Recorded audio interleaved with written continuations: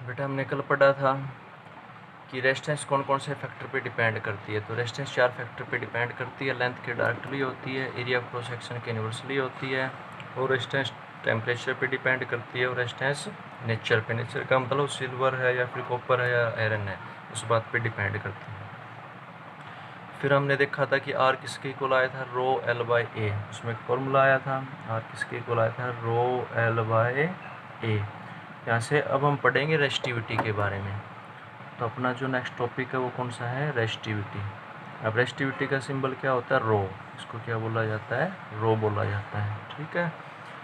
अब यहाँ से अगर हम देखें तो फॉर्मूला क्या बनेगा, तो रो इक्वल हो जाएगा आर ए बाई एल। यहाँ पे रो इक्वल हो जाता है आर ए बाई एल। यहाँ पे रेजिस्टिविटी को डिफाइन करने के लिए कंडीशन होती है, वो कंडीशन क्या होती है, if length of conductor is 1 metre, length of conductor is 1 metre and area of cross section of conductor is also 1 metre square.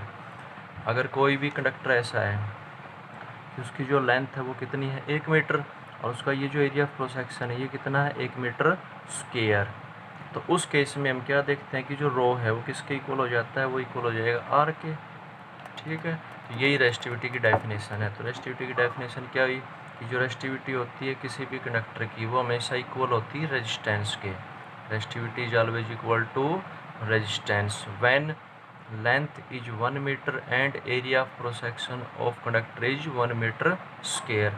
तो अगर कंडक्टर की लेंथ 1 मीटर ले ली जाए, उसका area of cross section 1 metre square ले लिया जाए, तो हमेशा उस कंडक्टर की जो भी रेजिस्टेंस होगी उसी का नाम क्या होगा, रेजिस्टिविटी, ठीक है। ये इसकी डेफिनेशन है। अब देखेंगे कि जो रेजिस्टिविटी है वो कौन कौन से फैक्टर पे डिपेंड करती है। तो फैक्टर अफेक्टिंग रेजिस्टिविटी, तो रेजिस्टिविटी कौन कौन से फैक्टर पे डिपेंड करती है। अब जो रेजिस्टिविटी है देखा जाए तो यहाँ पे देखो, रेजिस्टिविटी के केस में हमेशा लेंथ कितनी होती है, 1 मीटर। तो लेंथ यहाँ पे 1 फिक्स है, तो रेजिस्टिविटी लेंथ पे डिपेंड नहीं करती, लेंथ पे डिपेंड नहीं करती।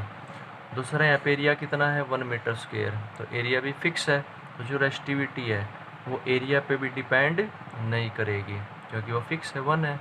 तो जो रेजिस्टिविटी ना तो लेंथ पे डिपेंड करेगी ना एरिया पे, क्योंकि दोनों की वैल्यू 1 1 होती है।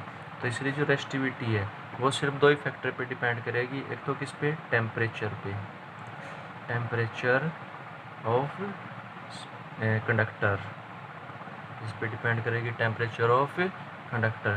दूसरा किस पे डिपेंड करेगी, nature of material, nature of material का मतलब हमने जो वायर ली है वो कौन सी वायर है, उस बात पे डिपेंड करेगी रेजिस्टिविटी। तो 2 बातों पे डिपेंड करती है, टेम्परेचर पे और नेचर पे। किस पे डिपेंड नहीं करती है, लेंथ पे और एरिया पे। तो यहाँ पे जो लेंथ और एरिया ना, इन दोनों को डायमेंशन बोला जाता है, इन दोनों का नाम क्या होता है, डायमेंशन। तो इसका meaning resistivity not depend upon dimension, not depend upon dimension, की रेजिस्टिविटी डायमेंशन पे डिपेंड नहीं करती, यानी लेंथ एरिया पे डिपेंड नहीं करती, सिर्फ किस पे करती है, टेम्परेचर पे और नेचर पे करती है, ठीक है। तो ये हमने पढ़ा है रेजिस्टिविटी के बारे में। कल हम पढ़ेंगे कुछ टर्म होती है जैसे कंडक्टेंस है, कंडक्टिविटी है, करंट डेंसिटी है, वो 3 टर्म है, उनके बारे में पढ़ेंगे, ठीक है।